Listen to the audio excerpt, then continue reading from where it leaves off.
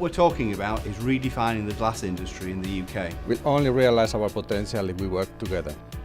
It's one thing to invest in plant and machinery, but we really need to be investing in the people side also.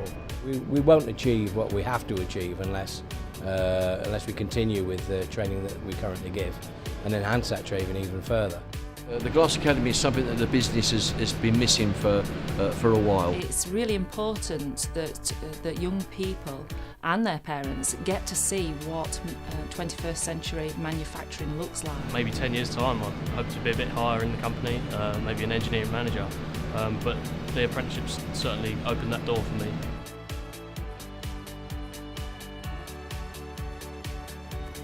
Glass is ubiquitous. It's all around us. Everybody ignores it, and we take it for granted. But who would have believed that we take a piece of beach, a piece of mountain, and some washing powder, and we make a bottle out of it? And that's what we do. And we need young people with imagination to take us to the next stage. I think people have misconceptions of this industry. When they think industry, they think factories. You know, I don't necessarily think they think of sophisticated engineering and HR roles in global projects. The industry is changing very aggressively. It's become more electrical bias. So we do need to develop these young engineers and graduate engineers to ensure they have the skill levels to deliver. The Glass Academy is a mechanism by which we hope to promote training, development and learning in the industry to a much higher level. Potential within glass for the different sectors is phenomenal. And to take that forward, it's one thing to invest in plant and machinery, but we really need to be investing in the people side also. And we need a structure. We need a structure to be able to take those people forward. There are two fairly clear strands to the Glass Academy approach. One is essentially looking towards the workers themselves that are already in employment. That's to help them learn more about the job, improve their capabilities.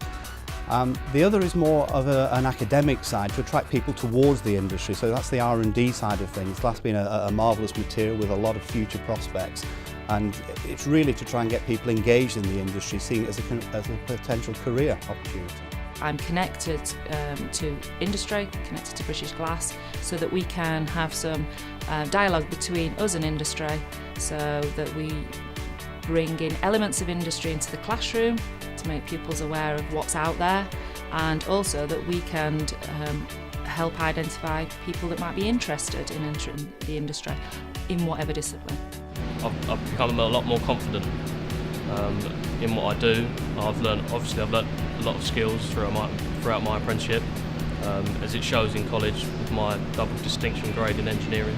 Growth is important to the industry, and we need to be able to have the people to grow with that. So therefore the advancement of the individual is important for sustaining that future growth. Great advantage of the Glass Academy is the flexibility, the fact that we can take people into different modules at different times, that people can drop out of that system and rejoin whenever they want, allows a much higher degree of accommodation of life requirements, helps people and businesses accommodate what's needed from both sides of the equation. It's really important that any sort of training that is delivered is a mixture of all learning styles.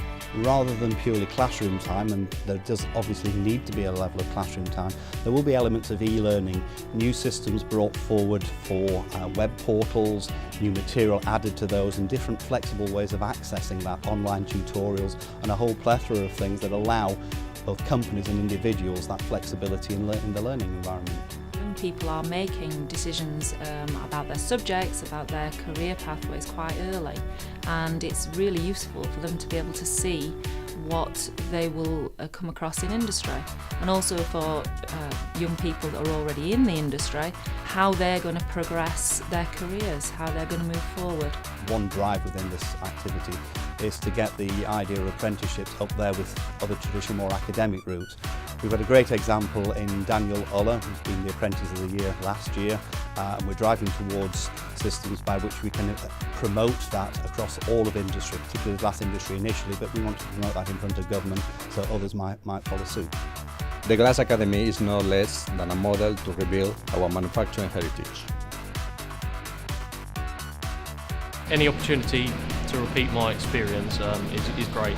And if the Glass Academy can do that, then yeah, that's excellent. I'm sure Eddie feels the same way as well. If the Glass Academy can enhance these guys' skill levels and take it to another level, it can only be good for the whole industry throughout. As a teacher who's trying to get students to think about manufacturing, this is exactly the kind of idea I want to get a phone call about. So the whole idea of this is driving the process towards organisations self-funding their own success. For a product that's 5,000 years old, there's as much in the future as there is in the past. It's those industries that protect their talent that will prosper in the future.